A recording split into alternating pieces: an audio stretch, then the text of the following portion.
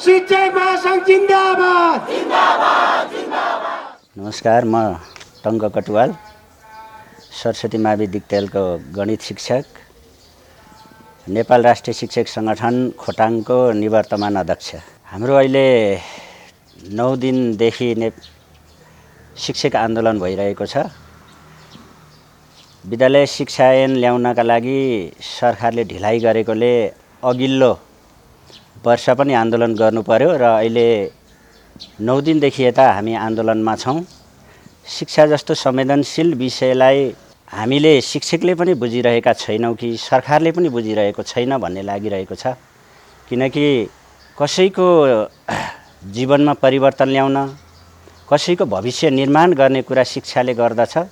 त्यसले यस्तो संवेदनशील पेशालाई शिक्षकहरूले पनि त्यत्तिकै संवेदनशीलताका आधारमा लिनुपर्ने हुन्छ र राज्यतर्फबाट पनि संवेदनशील रूपमा नलिएको हुनाले संविधान निर्माणदेखि 2072 सालको संविधान आइसकेपछि सरकारले 3 वर्षभित्रमा विभिन्न ऐन कानुनहरू निर्माण गर्नुपर्ने हो, त्यो निर्माण गर्न सकेन।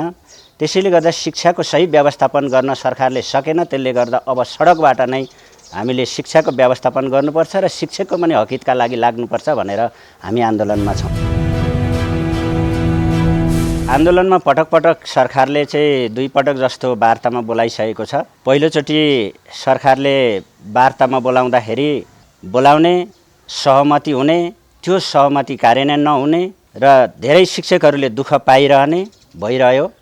यसपटक भने शिक्षकहरूले चाहिँ अब विद्यालय शिक्षा ऐन नलिकन, जुन पञ्चायतकालीन शिक्षा ऐन थियो 2028 सालमा बनेको, त्यो 28 सालमा बनेको शिक्षा ऐनले समग्र शिक्षकहरूको हित गरेन, समग्र देशको शिक्षाको सही व्यवस्थापन गर्न सकेन भन्ने ठम्याइ भएकाले अहिलेसम्म सरकारलाई झकझक्याउनका लागि हामी सडकमा छौँ।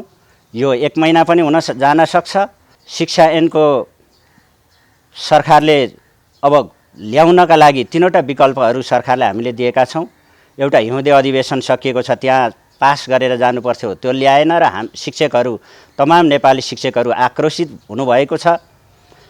अब आकस्मिक अधिवेशन बोलाएर अथवा वर्षीय अधिवेशन बोलाएर शिक्षा ऐन ल्याउनुपर्छ भन्ने र अर्को अध्यादेश मार्फत शिक्षा ऐन ल्याउनुपर्छ सरकारले भन्ने मागसहित हामी सडकमा छौँ। त्यो नआएसम्म हामी 1 महिनासम्म पनि सडकमै रहनेछौँ भन्ने शिक्षक महासङ्घको पनि घोषणा छ। तमाम शिक्षकहरूको पनि बुझाइ यही रहेको छ।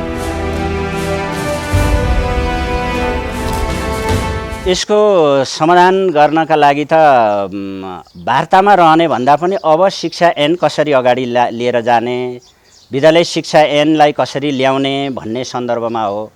यो विषयमा चाहिँ सरकारले अध्यादेश ल्याउनु पर्ने हुन्छ। अर्को आकस्मिक अधिवेशन बोलाएर अधिवेशन मार्फत चाहिँ शिक्षा ऐनलाई पारित गरेर लानुपर्ने हुन्छ र अर्को बर्खे अधिवेशनमा सुरु गरेर कुन तिथि मितिदेखि सुरु गर्ने हो त्यो यकिन गरेर यो मितिदेखि हामी यकिन गर्छौँ भनेर लिखित सम्झौता गरेर अधिवेशनबाट पास गराएर चाहिँ हामी विद्यालय शिक्षा ऐन टुङ्ग्याउँछौँ भन्ने किसिमले सम्झौता भयो भने र त्योभन्दा अगाडि चाहिँ अध्यादेश मार्फतै सरकारले घोषणा गरेर शिक्षा ऐन ल्याउँदाखेरि शिक्षकहरू घर घर फर्किनुहुन्छ। त्यो चाहिँ शिक्षाको, देशको, नेपालको शिक्षाको सही व्यवस्थापन गर्न सक्ने गरी, शिक्षण पेसालाई सबैभन्दा पहिलो आकर्षणको पेसा बनाउने गरी भयो भने पछिल्लो भावी पुस्ताहरूका लागि पनि अब्बल र मेधावी शिक्षकहरूबाट शिक्षण गर्नु, विद्यार्थीहरूले त्यस्ता शिक्षकहरूबाट चाहिँ शिक्षा पाउनु भनेको पनि विद्यार्थीहरूको, अभिभावकहरूको नैसर्गिक अधिकार हो। त्यतातिर गएर शिक्षालाई व्यवस्थापन गर्नुपर्ने देखिन्छ। सरकारको आँखा खोल्नका लागि यसै मार्फत हामी सडक मार्फत शिक्षकहरू आन्दोलित भइरहेका छौँ। आन्दोलन चाहिँ पहिले पनि शिक्षकहरूको 36 सालमा पनि यस्तै गरी अन्तरसङ्घर्ष भयो। अहिले पनि हामीलाई लाग्ने गरेको भनेको चाहिँ शिक्षकहरूले राम्रो पढाएनन्, अहिले पनि आन्दोलनमा गएर भावी पुस्तालाई राम्रो चाहिँ सन्देश दिइरहेको छैन भन्ने छ। तर पछिल्लो चरणमा के छ भने सरकारले आफै जान्नुपर्ने 2072 सालको संविधानले तोके अनुसारकै 3 वर्षभित्रमा विभिन्न कानुनहरू बन्नुपर्ने, शिक्षा ऐन आउनुपर्ने, विद्यालय शिक्षा ऐन आउनुपर्ने, त्यो नल्याउने, पटक पटक चाहिँ शिक्षकका महासङ्घसँग शिक्षकका घटक सङ्घ संस्थाहरूसँग चाहिँ सम्झौता हुने, कार्यान्वयन नगर्ने भएकोले यो बिचमा 10 वर्ष यता चाहिँ त्यो अभ्यास मात्र भइरह्यो। सरकारसँग सम्झौता गर्ने, सम्झौताले मात्र अब नहुने रहेछ भनेर अलिकति अहिले चाहिँ शिक्षकका महासङ्घले चाहिँ अटेर गरिरहेको अथवा अडानमा रहेको, चट्टानी अडानमा रहेको छ। त्यसैले गर्दाखेरि यो चाहिँ सरकारलाई चाहिँ राम्रो सन्देश दिनका लागि, सरकारले शिक्षा क्षेत्रमा व्यवस्थापन सही किसिमको व्यवस्थापन गरोस् भन्नका लागि, भावी विद्यार्थीहरूकै लागि, विद्यार्थीहरूले चाहिँ अब्बल शिक्षक, मेधावी शिक्षकहरूबाट भोलि गएर चाहिँ शिक्षा आर्जन गर्न पाउने बनुन् भन्नका लागि, विद्यार्थीहरूकै लागि पनि हामी लडिरहेका छौँ, अभिभावकहरूका लागि लडिरहेका छौँ, यो देशको लागि लडिरहेका छौँ। देशको शिक्षाको व्यवस्थापन चाहिँ राम्रो भयो भने अन्य कुराहरूमा सबै कुराहरू राम्रो हुँदै जान्छ।